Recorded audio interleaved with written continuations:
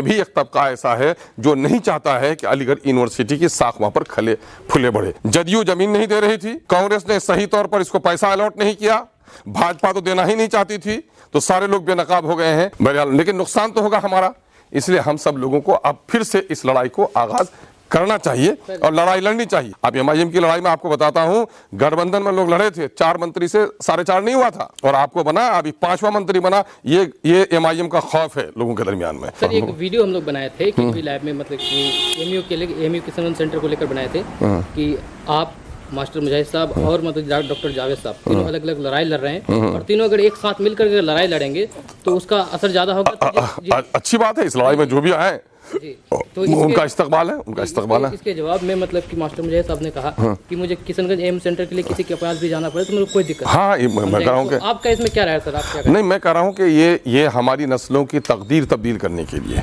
मंत्री बन जाना, वक्ती तौर पर शोहरत दौलत हासिल करना एक चीज़ हो सकती है, लेकिन अगर एमआईएम आ जाए तो मेरी नस्लों की तकदीर बदल सकती है। इसलिए मस्जिद की तामीर में ये मत पूछो कि उसका मजहब क्या है, हमारी दीवारों की अच्छी तामीर कौन कर रहा है, उसको साथ मिलकर काम करना चाहिए। सर जैसे कि आपको पता है कि एएमयू किशनगंज सेंटर के लिए आप बहुत संघर्ष कर रहे हैं और विधानसभा में आप भी मतलब की आवाज़ उठा रहे हैं और बाकी किशनगंज के भी और भी प्रतिनिधि अलग अलग जगह पर जाकर के सिंगल जाकर के अपना आवाज़ उठा रहे हैं उसके लिए एएमयू फंड के लिए, लेकिन कुछ हो नहीं पा रहा है सर, आखिर क्यों ऐसा?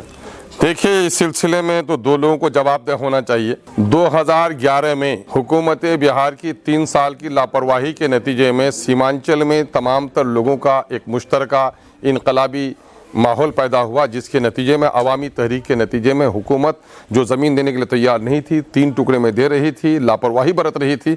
2008 के लेटर को हुकूमत दबाए हुए थी। 2011 के दिसंबर अक्टूबर में तहरीक उठी, यहाँ पर धरना हुआ और 31 दिसंबर 2011 को एग्रीमेंट साइन हो गया। 12 को हुकूमत रही कांग्रेस की, 13 को भी हुकूमत रही कांग्रेस की केंद्र में और 14 के अप्रैल तक भी हुकूमत रही। तो सबसे बड़ी लापरवाही तो कांग्रेस की रही।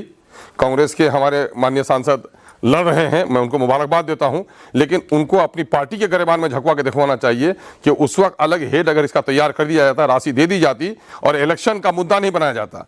ये इलेक्शन के वक्त मैंने मरने के वक्त कलमा पढ़ने वाला मामला, मैडम आई यहाँ पर टोकन ग्रांट किया उन्होंने और एक दिखाने के लिए, तो नीयत तो बहरहाल कांग्रेस की भी साफ नहीं थी, लेकिन अब चूंकि अपोजिशन में तो कोशिश कर रहे हैं।